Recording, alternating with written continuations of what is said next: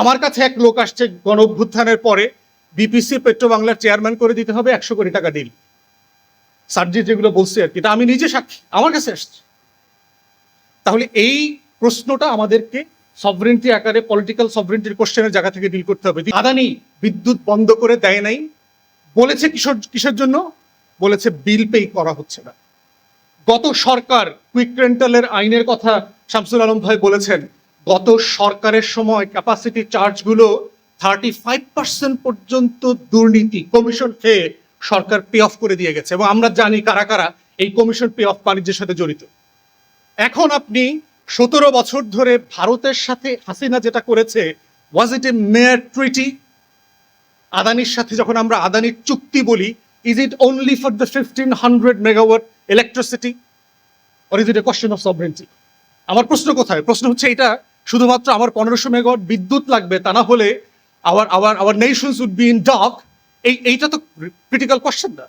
Question হচ্ছে আমার sovereignty compromise করা হয়েছে। আমরা যখন কুইক রেন্টালের ফ্রেম নিয়ে কথা বলি, আমরা লুটপাট অংশটাকে হাইলাইট করি, কিন্তু এখানের মধ্য দিয়ে যে আমার নেশনের সিকিউরিটি, আমার সভরেন্টিকে কম্প্রোমাইজ করা হয়েছে গুটিগত লোকের হাতে, এই পুরো সেক্টরটা দিয়ে, who are all align to Indian hegemony and by default Awami extension. তাহলে আপনি যে আধিপত্যবাদের বিরুদ্ধে আমার 24-এর লড়াই, যে আধিপত্যবাদ, জনগণের সরকার, গণপ্রজাতন্ত্র করবার যে লড়াই 71-এ লড়েছি, যে লাহোর রেজলিউশনের মধ্য দিয়ে 47-এ আমরা রাষ্ট্র প্রকল্পের মধ্যে ঢুকেছি এই বাংলার জনগণ, তার এই প্রশ্নগুলো ছিল সভরেন্টির কোশ্চেনে। অতএব আমরা যখন এই প্রত্যেকটা প্রকল্প, চুক্তি, কেনা বেচা এইটাকে দেখব, এইটার ক্রিটিক্যাল জায়গাটা হচ্ছে আমার রাষ্ট্রের সভরেন্টির জায়গা থেকে দেখতে হবে। তা না হলে দেখবেন যে আপনার সব আছে, কিচ্ছু নাই, আপনার সব রিসোর্স ওভারনাইট ইনঅ্যাক্টিভ হয়ে যাবে। দ্বিতীয় যেটা বলে আমার বক্তব্য শেষ করব, সেটা হচ্ছে কাঠামো। জ্বালানিকে ডিল করবার যে কাঠামো দুনিয়া আমাদেরকে চাপিয়ে দিয়েছে, এবং এটার সাথে আমাদেরকে পরিবেশকে, এনভায়রনমেন্টকে ট্যাগ করে দিয়েছে, ক্যান উই অ্যাফোর্ড ইট?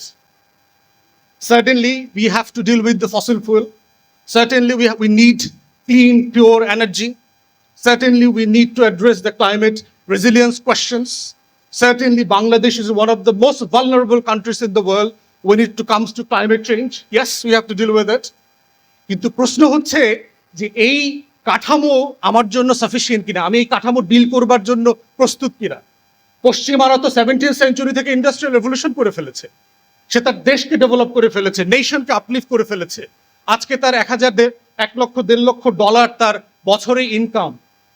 সে যেখানে এটা একটা ক্লিন এনার্জি, একটা ইলেকট্রিক গাড়ি, এই পুরো প্রসেস অ্যাফোর্ড করতে পারবে, ঠিক সেই জায়গাতে আমি এইটা কতটুকু অ্যাফোর্ড করতে পারবো না? আমার একটা ট্রানজিশন দরকার, এবং এই ট্রানজিশনের সময়টা পর্যন্ত এটার জন্য কম্পেনসেশন, ট্রানজিশনের জন্য যে মেকানিজম দরকার, টেকনোলজি ট্রান্সফার দরকার, পশ্চিমারা সেটা কোনোটা করবার জন্য প্রস্তুত না।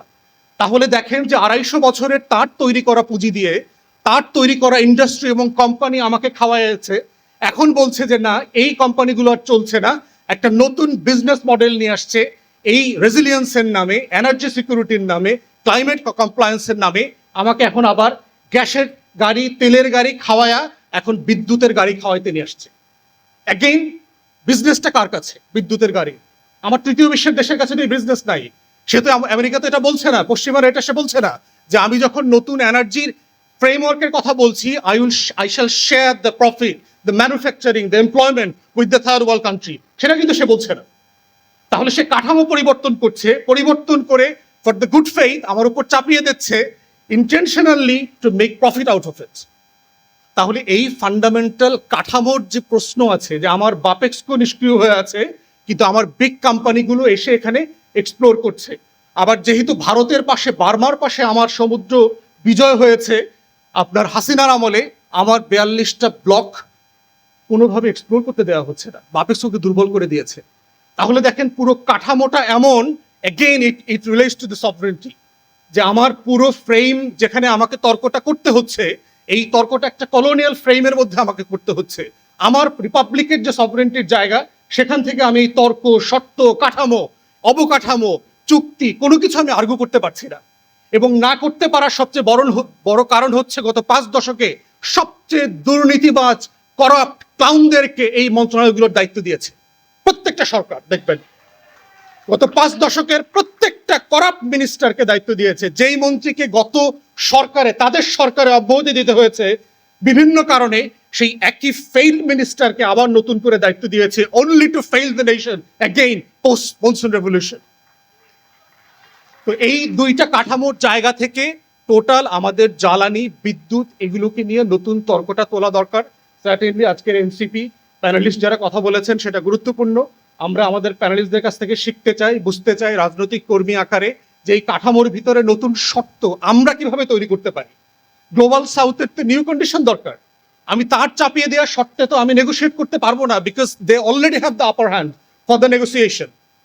আমি ওই শর্তে তর্কতে জড়ায় গেলে যেভাবে দেখবেন আজকের 72-এর সংবিধানে 24কে ঢুকায় দিয়ে আমাদেরকে জিজ্ঞেস করে কাজটা ঠিক আছে কিনা। মানে আপনি দেখবেন পুরো আওয়ামী ফ্রেমে 71 মুক্তিযুদ্ধ, 72-এর একটা ফাউল কনস্টিটিউশন, দুইটাকে একসাথে করে ফেলছে। সো তুমি এইটা মানো না, তুমি কিছুই নাই না এই রাষ্ট্রে। সো এই ফ্রেমে চক্র থেকে যেভাবে আমরা মনসুন আপরাইজিংকে বের করে নিয়ে আসতে যাচ্ছি, ঠিক ইকুয়ালি সভরেন্টির জায়গা থেকে, আমার রিপাবলিকের ইন্টারেস্টের জায়গা থেকে এই জ্বালানির তর্কটাকে বের করে নিয়ে আসতে হবে। সব এক্সপ্লেন করতে চান, ইন্টারপ্রেট করতে চান, that have to go to the pillars. এই দালানের কনস্ট্রাকশনের জায়গাতে হাত দিতে হবে, যে এখানে কোন কোন জিনিসগুলো মিলিয়ে আমরা দালান বলছি এটাকে। ঠিক ইকুয়ালি সভরেন্টি যেহেতু একটা মেটাফিজিক্যাল জায়গা, যেটা আপনি ফিজিক্স দিয়ে মানে ধরে ধরে বুঝাইতে পারবেন না, তো সেই জায়গাতে হচ্ছে যে আমাদের রাজনৈতিক কর্মী এবং নতুন জেনারেশনের যারা রেভলিউশনারিজ আছেন তাদের এটা বোঝা দরকার যে how the political sovereignty translate into the state craft and the governance. তো সেইখানে দেখেন যে আমরা যখন জ্বালানি নিয়ে কথা বলি, মোটা দাগে কথা বলি, আমার কয় লিটার তেল আছে, কয় ব্যারেল গ্যাস আছে, এইটা কোন জায়গায় আসে, কোন জায়গা থেকে কিনতেছি, কোন জায়গায় বেচতেছি, কোথায় চুরিচামারি হইতেছে, লাইন বসাইতেছি কিনা, তার টানতেছি কিনা, এবং এই রিলেটেড আর কি। কিন্তু এটার একটা বিগার কোশ্চেন দেখেন, আপনারা নোটিস করেছেন কিনা যে এই বছর জানুয়ারি মাসে বার্লিন ইলেকট্রিসিটিতে একটা আর্সন অ্যাটাক হয়েছে। জার্মানির সরকার ধারণা করছে ইটস এ স্যাবোটাজ। আমার মনে আছে আমরা তখন পড়াশোনা করছি বাইরে, আমেরিকার নর্থ ইস্টে সাডেনলি একটা ব্ল্যাক আউট হয়ে গেল, পুরো আমেরিকার নর্থ ইস্ট কারেন্ট চলে গেছে। পরে খবর নিয়ে জানা গেল যে চায়না এবং নর্থ কোরিয়ার সাইবার আইটি টিম যারা আছে তারা সেইটা সিস্টেমে ঢুকে ভাইরাস ইনফেক্ট করে দিয়েছে, পুরো সিস্টেম কলাপস করে গেছে। গত বছর দেখলাম আপনার স্পেনে, আইবেরিয়ান পেনিনসুলা, স্পেন এবং পর্তুগাল, দুই জায়গাতেই জ্বালানি সেক্টরে সিরিয়াস কাওয়াস, গ্যাস আছে কিন্তু সাপ্লাই করা যাচ্ছে না, পুরো চেইন ম্যানেজমেন্ট নষ্ট হয়ে গেছে, ইলেকট্রিসিটি ইনক্লুডেড। তাহলে এখন চিন্তা করে দেখেন যে আমাদের মন্ত্রী, আমাদের যে এই যে হীরক রাজার দেশ যারা এখন শাসন করছেন, এই মাননীয় মন্ত্রীরা বলছেন যে আমার তেলের সংকট নাই, আমার তেল মজুদ আছে, আমার সাফিসিয়েন্ট তেল সরবরাহ করা হচ্ছে, পাম্পে ঘাটতি নাই। তো লাইনটা আসছে কোত্থেকে? এখানে একটা মিসিং লিঙ্ক আছে না? এই মিসিং লিঙ্কটা হচ্ছে পলিটিক্যাল সভরেন্টির কোশ্চেন, যে আপনার রাষ্ট্রের সব থাকবে কিন্তু আলো থাকবে না, বিদ্যুৎ থাকবে না। আপনার রাষ্ট্রের সব থাকবে কিন্তু বাড়িতে গ্যাস থাকবে না। আপনার রাষ্ট্রের সব থাকবে কিন্তু আপনার কোম্পানি চলবে না। আপনার রাষ্ট্রের সব থাকবে কিন্তু বিদেশিরা আসবে না ইনভেস্ট করতে। এই যে সভরেন্টির কোশ্চেন আকারে এনার্জিকে ডিল করা, that hasn't been seen by the nation for the last 5 decades। আমরা কখনো দেখি নাই যে এইটাকে সভরেন্টি আকারে ডিল করা। এনার্জি এইটা এখন আর সিকিউরিটির কোশ্চেন না, মানে ইটস মাচ বিগার কোশ্চেন। এবং দেখেন যে কেন যুদ্ধগুলো হচ্ছে, আপনি দেখবেন যে 60, 70, 80-র দশকের যুদ্ধগুলো দেখেন, আমেরিকান ইন্টারভেনশনগুলো দেখেন, সেটা হচ্ছে সোভিয়েত ইউনিয়নকে ঠেকাও, আমার দুনিয়ার মোরলগিরি ঠেকাইতে হবে। 90-এর পরের যুদ্ধগুলো দেখেন, Persian Gulf war 91, Persian Gulf war 2, Iraq দখল করেছে, আফগানিস্তান, তারপরে হচ্ছে ভেনিজুয়েলা থেকে প্রেসিডেন্টকে উঠায় নিয়ে আসছে, ইরাক, ইরান, সিরিয়া, লেবানন। তারপরে প্রত্যেকটা রাষ্ট্র কাঠামোর দেখেন, যেখানে তেল আছে সেখানে আল কায়েদা আছে, যেখানে গ্যাস আছে সেখানে ওসামা বিন লাদেন আছে, যেখানে তেল গ্যাস নাই ওইখানে দেখবেন কিচ্ছু নাই, ওখানে আল কায়েদা নাই, আইসিস নাই, বাগদাদি নাই, তারপরে সোমালিয়ান মোরল, কিচ্ছু খুঁজে পাওয়া যায় না ওইখানে। এখন সেই প্রশ্নগুলোর জায়গাতে দেখতে হবে যে এইটা কি একটা ওয়েপন্স অফ মাস ডিস্ট্রাকশন বিল করবার যুদ্ধ, এটা কি ওসামা বিন লাদেনকে ধরবার যুদ্ধ, এটা কি আইসিস আল কায়েদা ডিল করবার যুদ্ধ, এটা কি তালেবান নামক জঙ্গি ডিল করার যুদ্ধ, না পৃথিবীর অন্যতম সমৃদ্ধ রেয়ার আর্থ ম্যাটেরিয়ালস এর কান্ট্রি হচ্ছে আফগানিস্তান, সেই রিসোর্স কন্ট্রোল করার যুদ্ধ। তাহলে এই যে সিকিউরিটি আকারে সভরেন্টি আকারে রাষ্ট্রকে পড়া, রাষ্ট্রকে দেখা, সেই জায়গাতে this Republic had failed us since it's Inception. এবং আদানিকে বিদ্যুৎ দেয়া এবং আমাদের তেলের থেকে সেভেন সিস্টার্সের সাপ্লাই চেইন তৈরি করা, আমার ট্রান্সশিপমেন্ট, আমার চিটাগং পোর্ট থেকে অফলোড করে এটা ইন্ডিয়ান সেভেন সিস্টার্সে যাবে, এই যে টোটাল রাষ্ট্র প্রকল্প যশোর থেকে কুমিল্লা আখাউড়ার পর্যন্ত চলে যাবে পদ্মা সেতু ব্যবহার করে আমার ট্যাক্স পেয়ারদের টাকায়, এটার যে একটা সিকিউরিটি কনসার্ন এদের সভরেন্টি কোশ্চেন আছে, এই প্রশ্নটা সভরেন্টি আকারে আমরা দেখতে পাচ্ছি না। এবং এইটা হচ্ছে much bigger question than supply chain management. Of course these are critical question, of course our experts have to deal with ইট।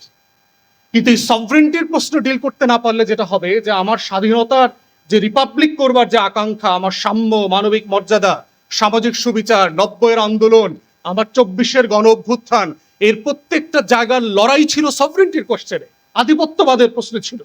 আমি আমার জনগণ, আমার সম্পদ, আমার ক্ষমতা, আমার সার্ভিস সে নিয়ন্ত্রণ করবে, এবং সেই প্রসেসের মধ্য দিয়ে রাষ্ট্র প্রকল্পকে এগিয়ে নিয়ে যেতে হবে।